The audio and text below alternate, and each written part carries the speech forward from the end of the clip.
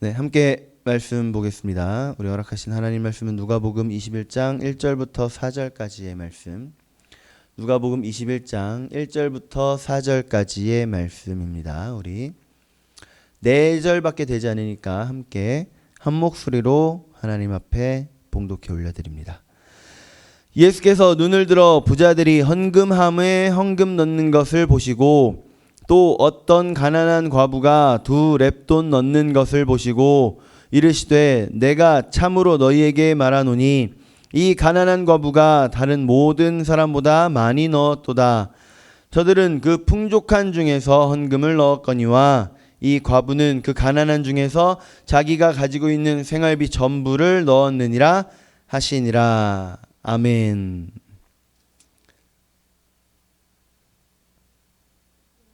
네, 오늘 딱히 뭐 광고사항은 돌아오는 주일날 여러분 꼭 이 큐티책 받아가시기 바랍니다. 그냥 받고 끝내지 마시고 꼭 영상과 함께 뭐 영상 안 보시더라도 큐티를 최소한 일주일에 3일 정도는 하는 그런 우리가 되기를 소원합니다. 여러분 혹시 어린 시절에 부모님께 선물 드려보신 기억이 나시나요? 당신은 지금이 어린 시절이잖아요. 근데 기억이 안 나시나요? 아, 그래요? 저도 뭐 딱히 챙겨드리고 그런 게 아니어서 기억은 안 나요. 기억 잘 안 나요. 근데 받은 기억은 납니다.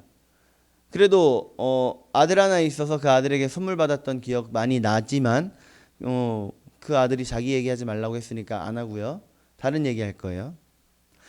우리 지구촌 교회에서 유초등부를 맡을 때 그 아이들이 저에게 가끔씩 선물을 줬어요. 어떤 친구들은 되게 좋은 거를 준다고 용돈 모아서 베스킨라빈스 기프트 카드를 주지를 않나. 또 어떤 친구들은 지금도 기억나는 게 종이에다가 그 무당벌레를 프린트를 해서 삐죽삐죽 삐져나가는 그 색칠을 나름 자기는 열심히 했겠죠. 나름 열심히 해서 저한테 뒤에 이 그 스카치 테이프를 말아 붙여서 스티커라고 선물을 준 적이 있어요. 별로 뭐 잘 칠하지도 않았고 딱히 예쁘지도 않은데 너무나도 기특해서 가슴에 배지처럼 그날 이거 붙여놓고 유초등부 설교를 했던 그런 기억이 납니다. 아마 제가 나올 때까지 제가 쓰던 컴퓨터 모서리에 아마 그대로 붙어 있었을 거예요. 그 아이가 너무나도 예뻤죠. 부모님의 마음이나 뭐 선생님의 마음이나 목사님의 마음이나 뭐 정도의 차이는 있을지라도 사실 비슷할 것 같아요. 비슷할 것 같아요. 작은 거지만 그 작은 거를 나에게 주기 위해 열심히 노력했다는 것을 알고 있을 때 정말 큰 기쁨으로 다가옵니다. 아주 작은 걸 선물로 받았지만 그 안에 그 아이가 얼마나 큰 마음을 담아서 줬을지를 생각하니까 너무나도 기특한 거예요. 사실 어린 시절의 아이들은 내가 직접 만든 거 그 어떤 것보다 더 귀하게 여기거든요. 그 귀한 걸 목사님에게 선물로 준다. 그만큼 목사님을 생각했다라는 얘기인 거잖아요. 오늘 본문에도 우리 하늘 아버지도 마찬가지입니다. 하늘 아버지도 우리가 비록 적은 것을 드릴지라도 그 적은 것으로 인해서 하나님은 기뻐하시는 하나님이에요. 1절 말씀에 보니까 부자들이 헌금함에 헌금 넣는 것을 보고 계시네요. 그리고 2절에서는 어떤 과부가 헌금하는 것을 또 보고 계신 거예요. 자, 예수님께서 헌금하는 모습을 살펴보고 계셨는데 저 같으면 차마 못 봐요. 누가 헌금한다 그러면 일단 고개를 돌려서 뭐 얼마 하는지 내가 안 보려고 노력을 할 텐데 우리 예수님은 정말 대단하신 분이네요. 이거 빤히 쳐다보고 계시네요. 근데 부자들이 헌금할 때는 예수님의 반응이 어때요? 심드렁해요. 심드렁해. 그냥 헌금하는가 보다. 헌금하는구나. 이 정도인데 과부가 헌금을 하니까 예수님께서 아주 이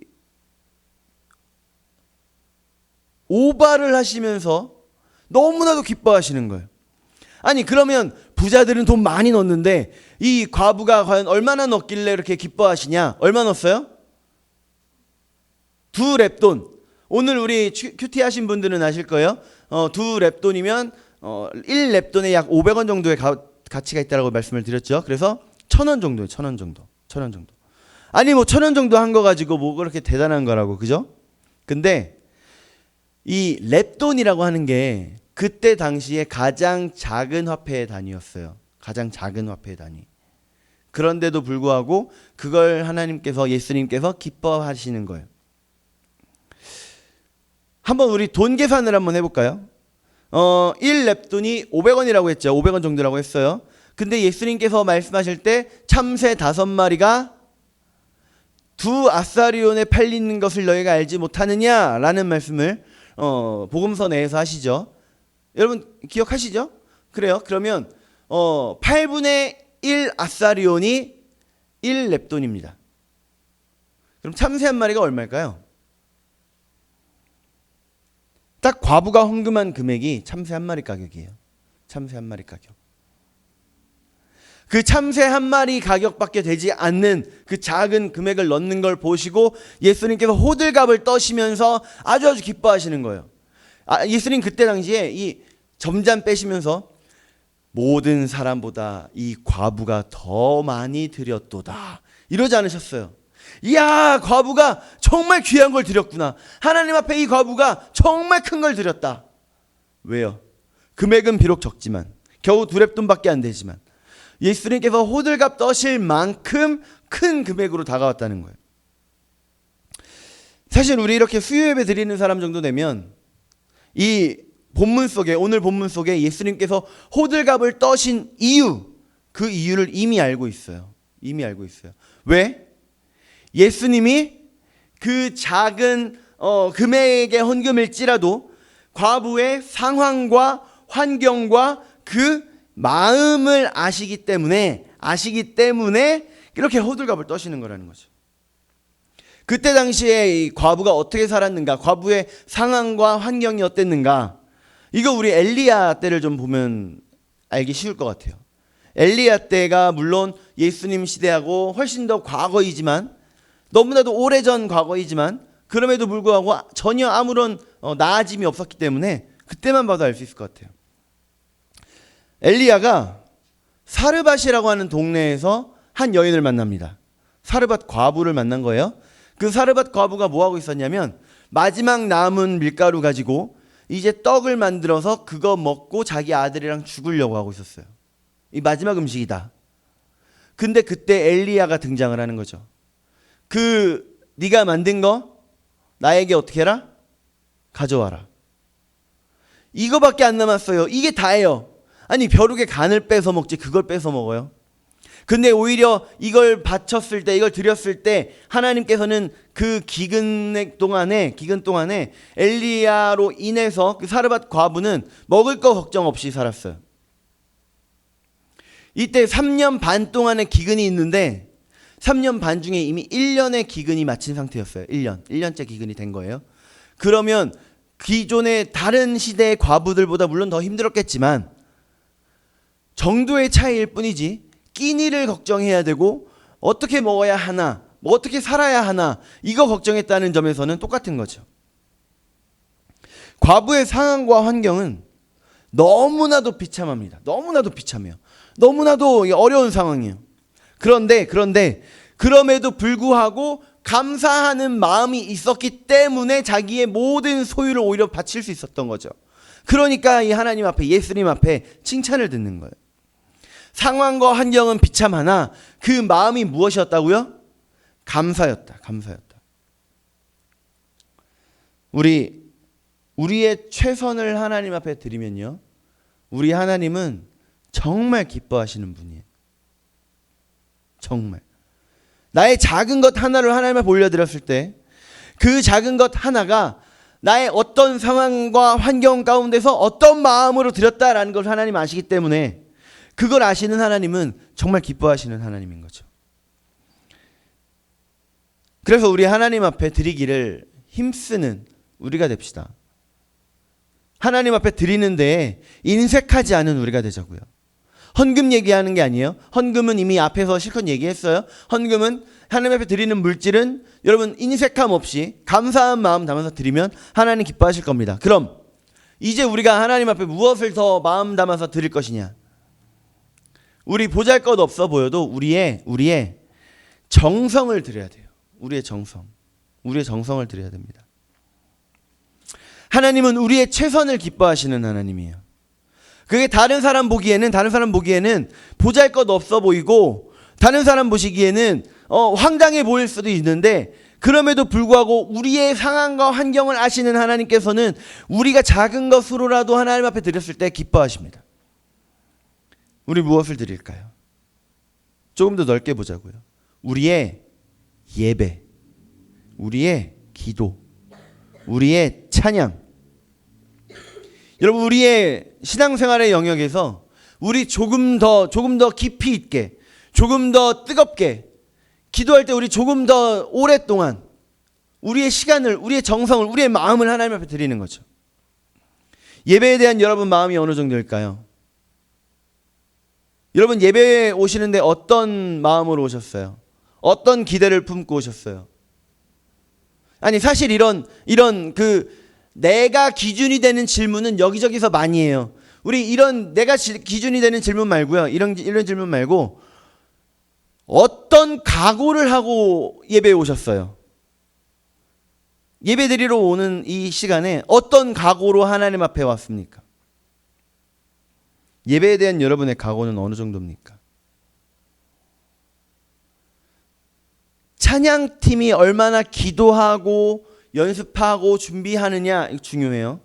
그런데 설교자가 얼마나 말씀을 묵상하고 기도하고 연구해서 말씀을 전하느냐, 이것도 정말 중요합니다. 이게 그래도 예배 전체 중에서 물론 전적인 하나님의 은혜이지만 하나님께서 사람에게 맡기신 것들만 봤을 때 그거에 대해서 백분율로 따진다면 우리의 이 찬양팀, 예배 인도자, 설교자, 이런 앞에 나서는 사람들의 중요도가 한 40에서 50%는 되겠죠. 그러면 나머지 한 40에서 50%도 개인에게 걸려 있지 않을까요? 내가 어떤 각오로 예수님 앞에, 하나님 앞에 나왔느냐. 너무 적게 잡았을까요? 나의 준비가 그래도 한 80% 정도는 차지하는 그런 사람들도 있을 거예요.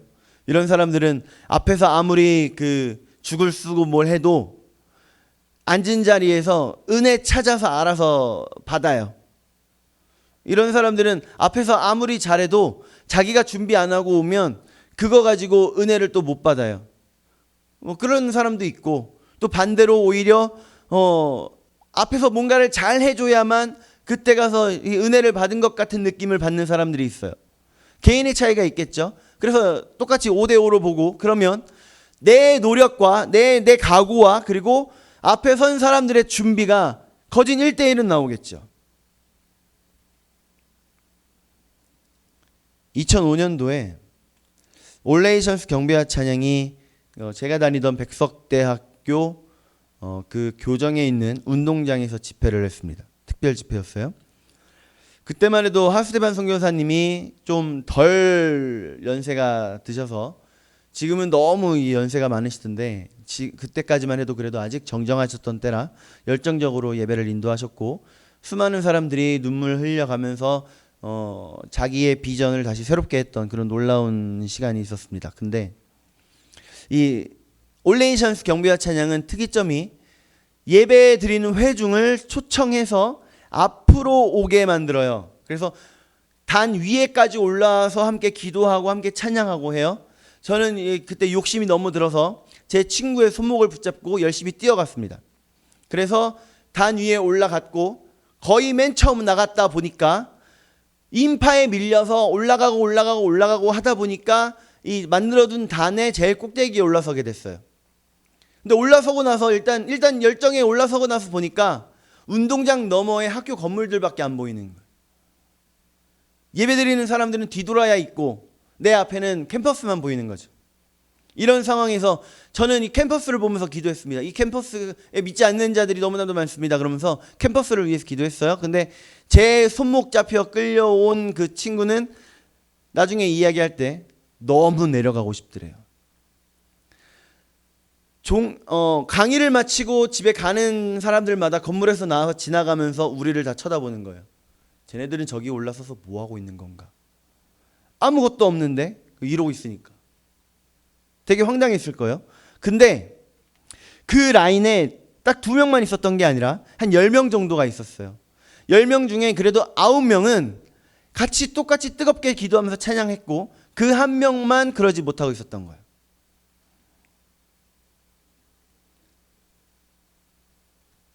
아, 사람마다 다르구나. 누군가는 상황과 환경이 아무리 따라주지 않아도 알아서 은혜 찾아서 가는 사람이 있는가 하면, 상황과 환경이 따라주지 않으면 오히려 피하고 싶고 힘들어지는 사람이 있구나. 여러분, 예배 자리로 나갈 때 그래서 우리가 각오를 해야 돼요. 우리가 그래서 각오를 해야 돼요. 내가 어떠한 상황과 환경으로 내가 처하게 될지라도 그럼에도 불구하고 나는 그 자리에서 하나님만 바라보고 하나님 그 놀라운 은혜를 내가 챙겨가겠습니다. 여러분, 오늘은 어떤 각오하고 오셨어요? 어떤 각오하고 오셨어요? 예배 자리 나갈 때 오늘은 꼭 졸지 말아야지. 오늘은 꼭 하품하지 말아야지. 이런 것도 좋아요. 이런 것도 좋아요. 이런 것도 좋아요. 이런 것도 좋습니다. 오늘은 꼭 은혜 많이 받아야지. 이거는요, 사실 각오를 흉내내고 있는 기대지요. 기대하는 거 좋아요. 기대하는 거 좋습니다. 그런데 오늘 나는 이 예배를 통해 하나님 앞에 나의 삶을 드리겠습니다. 나는 이 예배를 통해 나의 생각을 바꾸겠습니다. 나는 이 예배를 통해 내 모든 것이 하나님의 것임을 확실히 하겠습니다. 이런 각오가 있어야 되는 거예요. 하나님 앞에 이런 각오가 올라가면 하나님은 그 나의 작은 마음의 변화로 인해서 그걸 하나님께서 기쁘게 받으시고, 하나님 기뻐하시면요, 내려와요. 뭐가 내려오냐면 은혜가 내려와요. 내게 올라가고 나면 그때 하나님 앞에 기대하는 거예요. 내가 올려드린 나의 작은 정성에서 하나님 30배, 60배, 100배, 1000배까지 갚아주시는 하나님. 우리 하나님 그런 하나님이시지. 그때 기대하는 거예요. 오늘 우리 하늘 아버지께서는요, 과부의 2 렙돈을 어마어마하게 기뻐하셨습니다. 또 우리가 이미 알고 있는 것처럼 빈 들에서 어린 아이가 가져온 보리떡 5개와 물고기 2마리, 하나님 그거 너무나도 기뻐하셨어요. 사르밧 과부의 마지막 떡 하나, 얼마 되지 않는 그거를 드렸을 때 하나님은 너무나도 기뻐하셨어요. 이런 게 있을 때 우리가 기대하는 거예요. 내가 작은 거라도 하나님 앞에 내 최선을 드렸을 때 하나님 기뻐하신다. 그래서 나는 그 하나님 앞에 하나님 내가 드린 거에 30배, 60배, 100배, 1000배까지 갚아주시는 하나님 내가 기대합니다. 이제라도 우리 각오 새롭게 하자고요. 나는 전심으로 예배하겠습니다. 우리 교회가 꽤 빡센 교회인가요? 예배드리러 오는데 각오까지 하고 와야 되는 교회면 의외로 빡센 교회일 수도 있을 것 같아요. 근데 이 작은 변화가 내 삶에 가져올 큰 기적은 우리가 감히 상상할 수 없을 정도일 거예요. 2번째는요, 비록 부끄러울 뿐이지만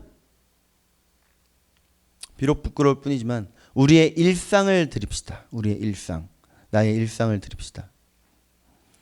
나의 작은 변화로도 그렇게 기뻐하시는 하나님이요, 한 영혼이 하나님께로 돌아오면 뜰 듯이 기뻐하십니다. 그래서 우리가 하나님 앞에 우리의 일상을 드려야 돼요. 왜 내 일상을 하나님 앞에 드리는데 우리가 망설여져요? 왜 망설여져요? 내 일상을 하나님 앞에 드리는데 왜 우리가 망설이고 드리기를 두려워하죠? 내 일상을 하나님 앞에 드릴 때 전에 한번 얘기했던 것 같아요. 나의 일상이 달라질 걸 두려워하는 거예요. 사람들이 나를 보는 시선이 달라질 걸 두려워하는 거예요. 사람들의 나에 대한 평가가 달라질 것을 두려워하는 거죠. 내가 지금껏 누리고 있던 자유가 망가질 걸 두려워하는 거예요. 근데 오늘은 그건 뭐 전에 얘기했으니까, 오늘은 그런 게 망가지는 게 왜 아무렇지도 않은 것인가, 망가지든 말든 왜 우리가 상관하지 않아도 되는 것인가, 그 얘기를 좀 이야기를 하고자 합니다. 갈라디아서 6장 14절 보니까요. 이렇게 말씀하세요. 우리 같이 읽어볼까요? 갈라디아서 6장 14절 시작. 그러나 내게는 우리 주 예수 그리스도의 십자가 외에 결코 자랑할 것이 없으니 그리스도로 말미암아 세상이 나를 대하여 십자가에 못 박히고 내가 또한 그러하니라. 아멘. 십자가밖에는 자랑할 게 없대요. 아니 사람이 얼마나 못났으면 십자가밖에 자랑할 게 없어요? 아니죠. 이 갈라디아서를 쓴 사도가 누구예요? 바울입니다. 바울. 사도 바울이에요. 자랑할 걸로 치면은 그 누구도 따라갈 수 없는 사람이 바로 바울이죠. 그런데 그 내 자랑할 것들 다 내려놓고 내게는 오직 자랑할 것이 뭐밖에 없다? 그리스도의 십자가뿐이다. 십자가뿐이다. 예수님의 십자가의 은혜가 너무 좋아서 너무 기뻐서 너무 행복해서 다른 것 다 차치하고 오직 예수님의 십자가만 자랑한다는 거예요. 그 세상의 그 어떤 것도 나의 자랑이 되지 못한다. 그러니까 십자가에 달리신 그리스도로 인해서 세상은 나에 대해 죽었고 나도 세상에 대해 죽었다. 이렇게 표현을 하는 거죠. 세상은 나에 대해서 이미 죽은 거예요. 아무것도 아닙니다. 그리고 나는 세상에 대해서 나도 죽은 거예요. 세상이 나를 어떻게 여기든 나는 상관이 없는 거예요. 그러니까 십자가로 인해서 예수님의 십자가로 인해서 나와 세상은 완전한 단절이 된 거죠. 단절인 겁니다. 부러워할 것도 없고 욕심낼 것도 없고 그러다 보니까 내가 세상에서 어떤 위치에 있는지 그런 거에 대한 욕심까지도 다 내려놓게 되는 거죠. 그러면서 삶의 이유가 바뀌게 됩니다. 세상에서는 나의 성공이 이유였다면 이제는 그 세상과의 단절되었으니까 세상의 그 어떤 것도 나의 자랑이 될 수 없으니까 삶의 목표는 오직 유대인에게는 거리끼는 것이고 헬라인에게는 미련한 것으로 여겨졌던 십자가에 달리신 그리스도, 우리 예수님만 자랑이 되는 겁니다. 왜냐하면 고린도전서 1장 18절에도 말씀하십니다. 우리 함께 할게요. 시작. 십자가의 도가 멸망하는 자들에게는 미련한 것이요 구원을 받는 우리에게는 하나님의 능력이라. 아멘. 세상은 미련하다고 말할지 몰라요. 남들 놀 때 못 놀고 남들 돈 벌어서 저축할 때 헌금하는 우리를 보고 세상 사람들은 미련하다라고 여길지 몰라요. 어떻게 2000년 전에 이미 십자가에 달려 죽은 사람, 아무리 성인 군자 중에 하나로 여겨지는 사람이지만 2000년 전에 죽은 사람 때문에 이렇게 시간 쓰고 돈 쓰고 우리를 미련하다라고 여길지 모르겠습니다. 그런데 구원을 받는 우리에게는 하나님의 능력이라. 그리스도의 십자가를 따르니 세상이 우리를 대해 미련하다고 말하지만 우리는 뭐라고요? 구원을 받는 우리에게는 하나님의 뭐다? 능력이다. 능력이다. 갈라디아서 2장 20절도 한번 볼까요? 갈라디아서 2장 20절 시작. 내가 그리스도와 함께 십자가에 못 박혔나니 그런즉 이제는 내가 사는 것이 아니요 오직 내 안에 그리스도께서 사시는 것이라. 이제 내가 육체 가운데 사는 것은 나를 사랑하사 나를 위하여 자기 자신을 버리신 하나님의 아들을 믿는 믿음 안에서 사는 것이라. 아멘. 나는 예수님 십자가에 달려 죽으실 때 나도 죽은 사람입니다. 왜냐하면 어차피 나는 내 죄 때문에 죽을 사람이거든요. 어차피 나는 죽어야 될 사람입니다. 그래서 예수님 십자가에 죽으실 때 나도 죽었습니다. 그런 고백을 하는 거예요. 나도 죽었습니다. 그런데 내가 지금 이렇게 살아있는 건 그런즉 이제 내가 사는 것이 아니요 오직 내 안에 누가 사신다고요? 그리스도께서 사시는 거죠. 그리스도. 나를 위한 삶은 예수님 십자가에 죽으실 때 나도 죽었기 때문에 나를 위한 삶은 내가 그걸 믿는 순간 사라졌습니다. 이제 우리는 그리스도로 사는, 그리스도를 위한 삶으로 사는 거죠. 그런데 왜 우리가 여전히 세상에 대해서 손을 놓지 못하고 있는 걸까요? 왜 우리가 여전히 예수님에 대해서 손을 잡지 못하고 있는 걸까요? 내 안에 내가 살아있거든요. 아직도 내 안에 내가 살아있거든요. 비록 부끄러운 모습뿐이지만, 그런 부끄러운 모습뿐이지만, 그리고 부끄러운 삶의 연속이지만, 그래도 내 삶을 하나님 앞에 드릴 때 하나님 기뻐하십니다. 내 삶이 내 삶이 아니요 그리스도께서 사시는 삶이 된다라고 하는 우리의 믿음의 고백이 되기 때문이에요. 내가 그리스도와 함께 십자가에 못 박혔나니 그런즉 이제는 내가 사는 것이 아니요 오직 내 안에 그리스도께서 사시는 것이라. 이제 내가 육체 가운데 사는 것은 나를 사랑하사 나를 위하여 자기 몸 버리신 하나님의 아들을 믿는 믿음 안에서 사는 것이라. 이제 나의 열심의 입술은 나의 일상의 입술은 하나님을 찬양하고 나를 위해 십자가 지신 예수님을 드러내기 위한 내 입술이 되는 거예요. 이제 나의 일상의 행동 하나하나는 오직 나를 살리시고자 이 땅에 오신 그 예수님을 드러내는 모본이 되는 내가 되는 거예요. 정리할까요? 과부의 두 렙돈 즐거워하신 하나님 우리 예수님께서는요, 내가 드리는 작은 변화에 행복해 하십니다. 즐거워하세요. 기뻐하세요. 우리 예배에 대한 각오를 새롭게 해서 우리의 예배가 하나님 앞에 기쁨이 되는 우리가 되기를 소원합니다. 나의 삶이 나를 위한 삶이 아니라 이제 정말 그리스도를 위한 삶으로 내가 살아가겠습니다. 그런 고백을 함으로 인해서요, 내 삶이 주님의 기쁨이 되는 삶을 살아가는 우리가 되기를 소원합니다. 그래서 내 입술의 사용 방안이 바뀌고 내 행동의 이유가 변화되는 하나님의 기쁨 되는 저와 여러분들 되시기를 예수 그리스도 이름으로 축복합니다.